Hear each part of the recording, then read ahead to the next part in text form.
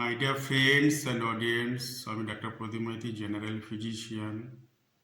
আজ আমরা যারা প্রত্যহ কিছুটা করে হাঁটি, এই হাঁটার উপকারিতা প্রচুর।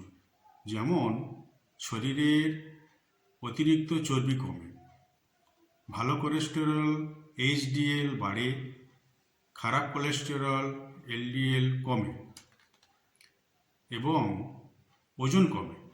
ওজন কমার যে সমস্ত সুবিধা সেগুলো পাওয়া যায়, যেমন হাঁটু ব্যথা, কোমর ব্যথা কমে যায়। স্তন ক্যান্সার সহ অনেক ক্যান্সারের ঝুঁকি কমে।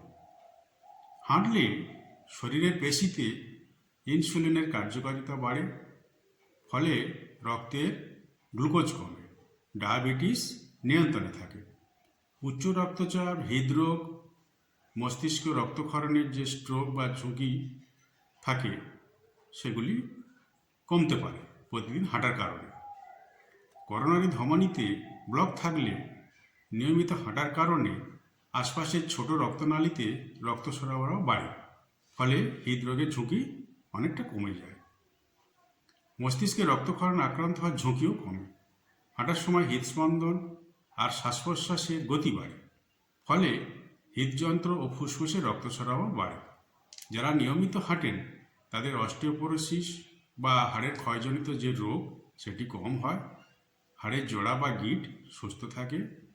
তাই আপনাদের নিকট বলছি, আপনারা প্রত্যহ কিছুটা সময় অন্তত হাঁটার চেষ্টা করবেন। সবাই সুস্থ থাকবেন, ভালো থাকবেন। নমস্কার।